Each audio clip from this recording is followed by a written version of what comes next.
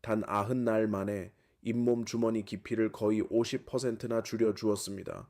수술도 아닙니다. 처방약도 아닙니다. 그리고 여러분은 내일 아침부터 바로 시작하실 수 있습니다. 일곱 번째 방법, 보이지 않는 8시간을 지켜라. 이것은 거의 아무도 말해주지 않는 방법입니다. 치과 진료실에서도 마찬가지입니다. 그리고 바로 이것이 많은 분들이 낮 동안에는 열심히 구강 관리를 하면서도 아침에 일어나면 여전히 잇몸 상태가 나아지지 않는 이유이기도 합니다. 그분들은 하루 중 가장 위험한 8시간을 놓치고 있습니다. 아무도 통제하지 못하는 그 8시간, 바로 잠자는 시간입니다. 50대, 60대가 되면 자신도 모르게 잠자는 동안 일을 가는 습관이 있는 분들이 많습니다. 밤마다 턱을 꽉 무는 압력이 잇몸과 턱뼈에 계속 실립니다. 그리고 더 나쁜 것은 적지 않은 분들이 입을 살짝 벌린 차에 잠을 자면서 밤새 마른 공기가 입안으로 들어오게 만든다는 점입니다. 침은 단순한 소화액이 아닙니다. 침은 입안 전체를 지켜주는 천연 보호막입니다. 세균을 억제하고 미네랄을 공급하고 잇몸 조직의 수분을 유지해줍니다. 그런데 입을 벌리고 자면 침이 증발하고 잇몸은 마르게 됩니다. 잇몸이 마르면 수축합니다. 그렇게 밤마다 조금씩 누적됩니다. 미국과 유럽의 연구들은 만성적으로 입으로 숨 쉬는 습관이 있는 사람들이 정상적으로 코로 숨 쉬는 사람들보다 잇몸 퇴축 비율이 훨씬 높다는 점을 보여주었습니다. 해결책은 사실 아주 단순합니다. 잠들기 전에 의료용 입 테이프, 전용으로 설계되어 부드럽고 안전한 제품을 입술에 가볍게 붙여 몸이 밤새 코로 숨 쉬도록 유도하는 것입니다. 여기에 잠자기 전에 자일리톨이 들어있는 무설탕 사탕, 한 알을 함께 머금어 보세요. 이것은 특별한 성질을 가진 천연당입니다. 잇몸병을 일으키는 세균은 이것을 흡수하고 대사할 수 없습니다. 결국 세균은 먹이를 잃게 됩니다. 해로운 과정이 시작 단계에서부터 끊기게 되는 것입니다. 하지만 저는 분명히 말씀드려야 합니다. 이 방법은 잇몸을 다시 만들어내는 방법은 아닙니다. 이것은 손상이 더 진행되는 것을 막아주는 방법입니다. 물이 새는 양동이에 물을 붓기 전에 먼저 구멍부터 막는 것과 같습니다. 이것은 가장 기본이 되는 토대입니다. 꼭 필요하지만 이것만으로는 아직 충분하지 않습니다. 여섯 번째 방법, 따뜻한 소금물과 티트리 오일로 가글 하기. 이것은 거의 누구나 한 번쯤 들어봤고 해봤고 자신이 제대로 하고 있다고 생각했던 방법입니다. 따뜻한 소금물은 가벼운 살균 작용이 있고 삼투 작용을 통해 염증성 체액을 끌어내며 입안의 세균수를 일시적으로 줄여줍니다. 이것 자체는 전혀 잘못된 것이 아닙니다. 하지만 문제는 염증을 줄이는 것과 조직을 재생시키는 것은 완전히 다른 이야기라는 점입니다. 물이 새는 방을 한번 떠올려 보십시오. 매일 바닥을 닦으면 바닥은 좀 더 마를 수 있습니다. 하지만 지붕이 저절로 고쳐지지는 않습니다. 소금물로 가글하는 것도 마찬가지입니다. 표면은 깨끗하게 만들 수 있지만 잇몸 조직 안쪽에서 어떤 재생 과정도 활성화시키지 못합니다. 유럽의 임상 연구들에서는 소금물 가글을 꾸준히 했을 때 염증이 약 10%에서 12% 정도 감소한 것으로 보고했습니다. 의미 있는 수치이기는 하지만 실제 회복을 만들어내기에는 부족합니다. 티트리 오일은 항균 효과를 더 높이기 위해 추가됩니다. 이것은 단순한 소금물만으로는 닦기 어려운 깊은 잇몸 주머니 안에 서식하는 일부 혐기성 세균을 없애는 능력이 있습니다. 하지만 여기서 핵심은 이것입니다. 여러분은 30초에서 60초 정도 헹군 뒤 뱉어냅니다. 활성 성분은 전부 세면대로 흘러가 버립니다. 접촉 시간이 너무 짧아서 의미 있는 콜라겐 재생 과정을 활성화시키기에는 턱없이 부족합니다. 한 가지 중요한 주의점이 있습니다. 원액 티트리 오일은 매우 강합니다. 잇몸에 직접 바르면 조직 화상을 일으킬 수 있고 오히려 잇몸 퇴축을 더 악화시킬 수 있습니다. 안전한 비율은 따뜻한 물 약 200ml에 티트리 오일 2방울 그리고 소금 반 티스푼을 섞는 것입니다.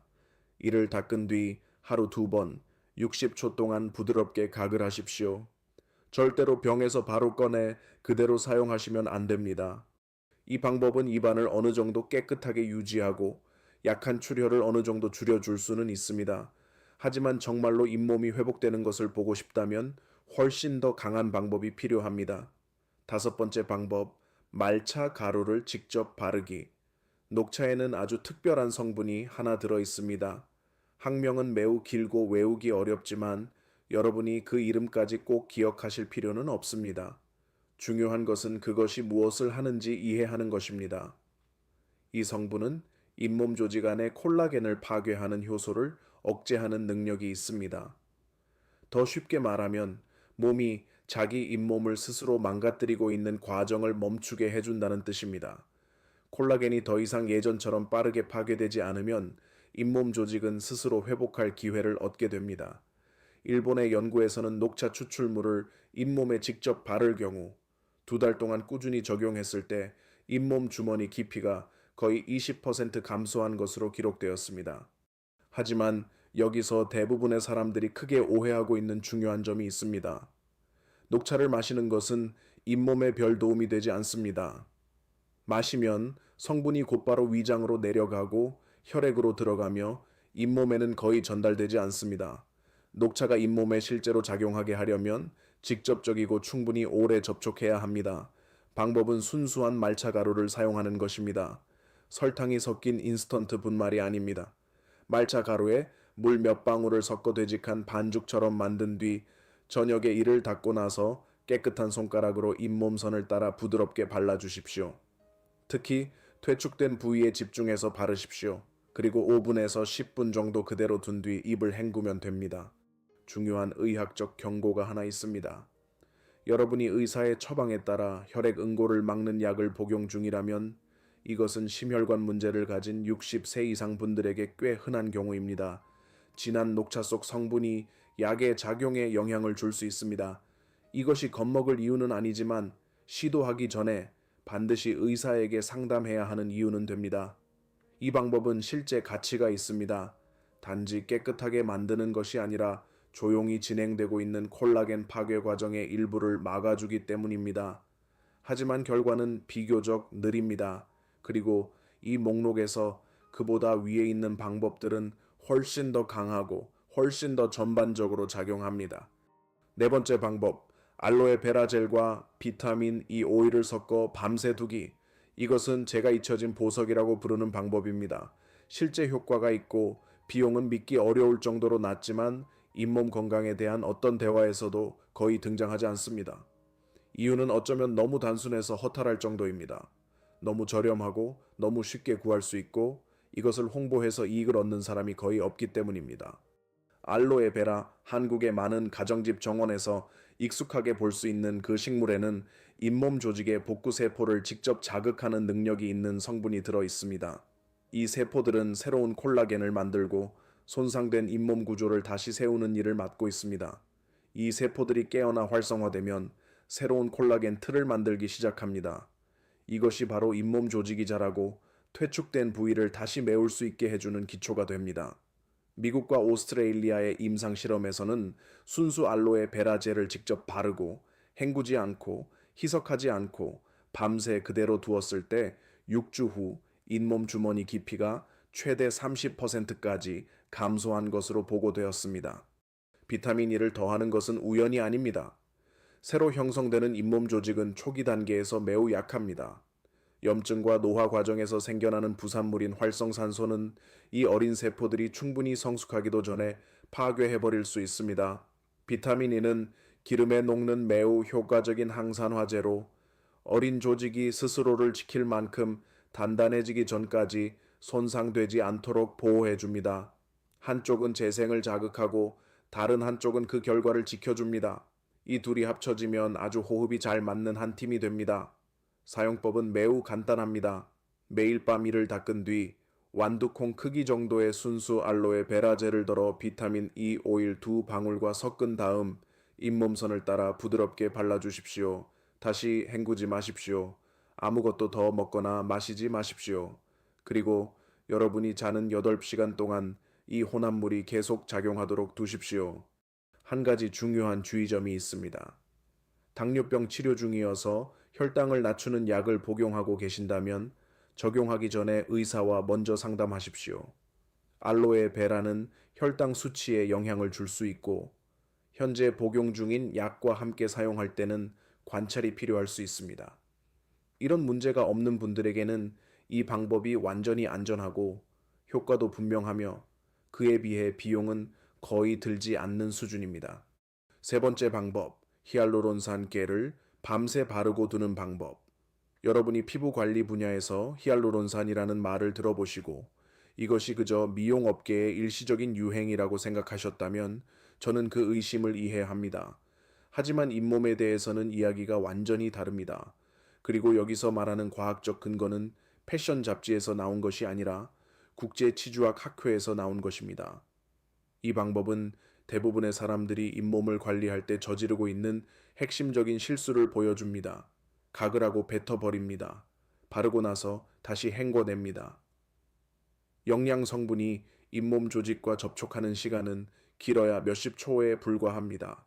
하지만 조직이 재생되는 과정, 즉 손상된 세포가 신호를 받고 다시 정리되고 새로운 콜라겐을 만들기 시작하는 과정에는 몇 시간에 걸친 긴 접촉 시간이 필요합니다. 몇십 초가 아닙니다. 히알루론산 겔은 바로 이 문제를 정확하게 해결합니다. 잇몸에 바르면 그 자리에 달라붙어 얇고 투명한 막을 형성하고 밤새도록 제자리를 유지합니다.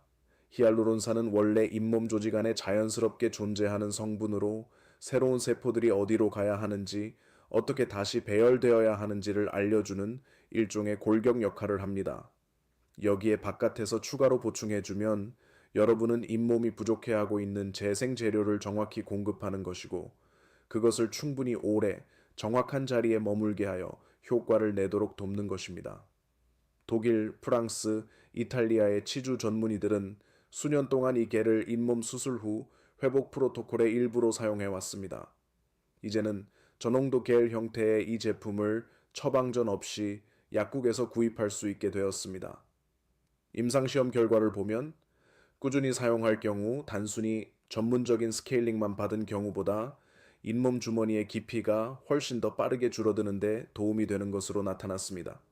사용 방법, 저녁에 양치를 마친 뒤 잇몸 전체 경계선을 따라 얇게 겔을 바르십시오. 먹지 마십시오. 마시지 마십시오. 입을 헹구지 마십시오. 잠자는 8시간 동안 겔이 작용하도록 두십시오. 이 겔은 맛과 향이 약간 낯설 수 있습니다. 아주 불쾌한 정도는 아니지만 익숙해지려면 며칠 밤이 필요할 수 있습니다. 두 번째 방법, 비타민 K2와 비타민 D3의 병행. 이 부분은 여러분이 꼭 집중해서 들으셨으면 합니다. 복잡해서가 아닙니다. 오히려 구강 건강을 아주 꼼꼼히 관리하는 분들조차 대부분 모르고 있는 내용이기 때문입니다. 그리고 이 무지가 지금까지의 모든 노력을 훨씬 덜 효과적으로 만들고 있습니다. 가장 기본적인 사실은 이것입니다. 잇몸은 턱뼈를 따라갑니다. 그 반대가 아닙니다. 턱뼈가 건강하고 미네랄이 충분하면 잇몸은 단단한 바탕 위에 붙어서 제자리를 유지할 수 있습니다. 하지만 턱뼈가 조용히 약해지기 시작하면 잇몸은 지지대를 잃고 결국 뒤로 물러날 수밖에 없습니다. 그때는 여러분이 잇몸 표면에 무엇을 바르더라도 마치 커튼봉이 이미 부러졌는데 커튼만 붙잡아 두려는 것과 같습니다. 먼저 커튼봉부터 고쳐야 합니다. 비타민 K, 그 중에서도 가장 활성도가 높은 형태는 MK7인데 이 형태가 가장 잘 흡수되고 몸 안에 가장 오래 머뭅니다. 는 뼈 안에 특별한 단백질을 활성화합니다. 이 단백질은 칼슘이 정확한 곳으로 가도록 안내하는 역할을 합니다. 턱뼈로 그리고 보강이 필요한 뼈 조직으로 보내는 것입니다. 하지만 K2는 혼자서는 제대로 작동할 수 없습니다. 처음부터 음식 속 칼슘이 몸에 흡수되도록 보장해주는 비타민 D3가 반드시 필요합니다. 이 두 가지는 떼어놓을 수 없는 한 쌍으로 작용합니다. 하나가 부족하면 전체 시스템의 효율이 크게 떨어집니다. 유럽에서 중장년층과 노년층을 대상으로 진행된 12주간의 임상시험에 따르면 K2와 D3를 매일 꾸준히 함께 보충한 그룹은 골밀도가 뚜렷하게 개선된 반면 칼슘만 단독으로 보충한 그룹에서는 그에 상응하는 개선이 확인되지 않았습니다.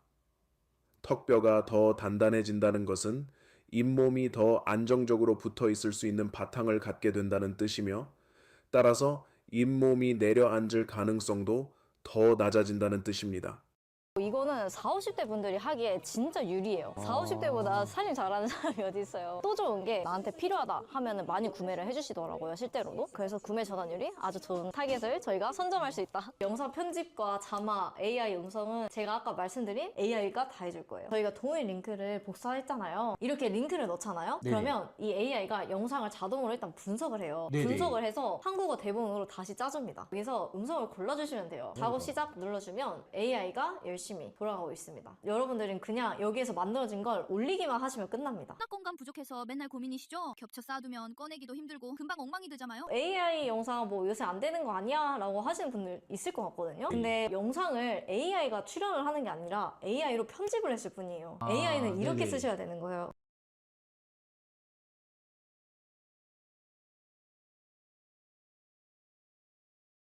사용 방법 K2와 D3는 함께 복용하시고 지방이 들어있는 식사 중에 드십시오.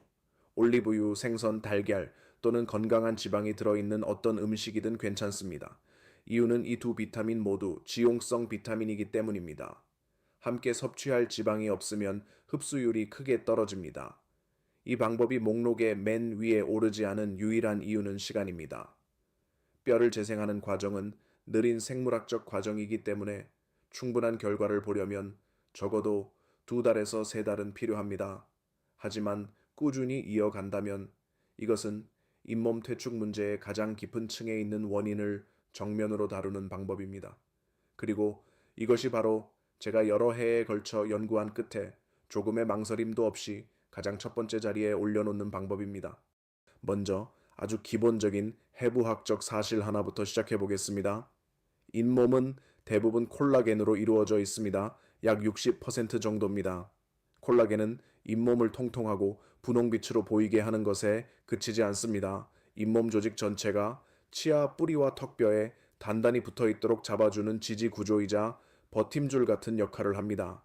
콜라겐이 줄어들면 그 구조는 무너집니다. 그리고 50세가 지나면 몸은 매일 잃어가는 양을 보충할 만큼 충분히 빠르게 콜라겐을 만들어내지 못합니다.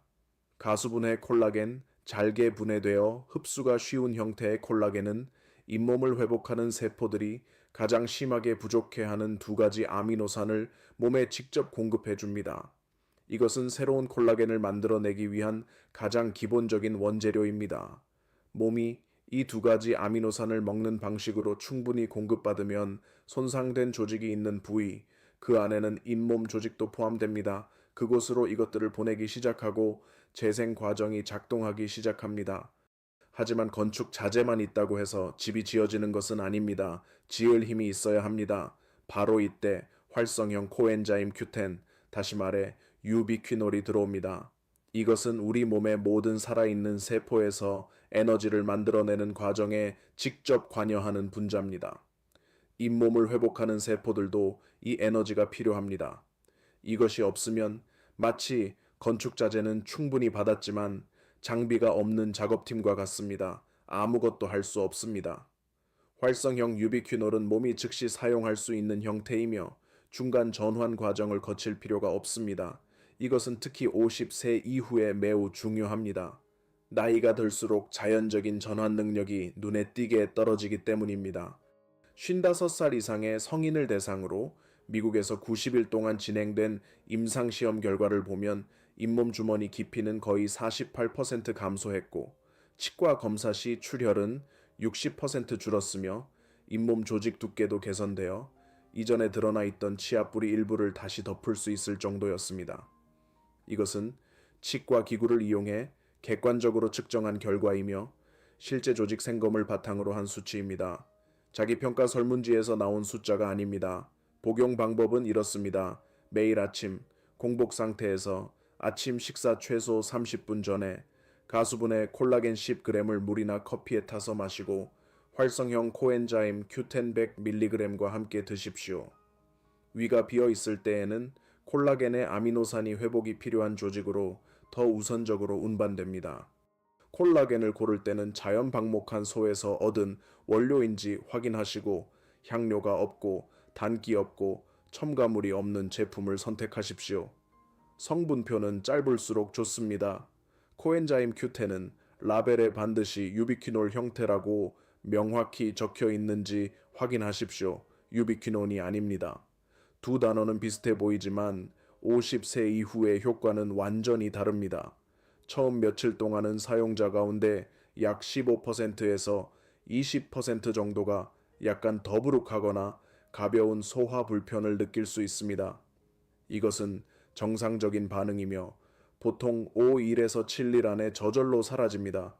혈액응고를 막는 약을 복용 중이라면 코엔자임 Q10을 보충하기 전에 반드시 의사와 상담하십시오.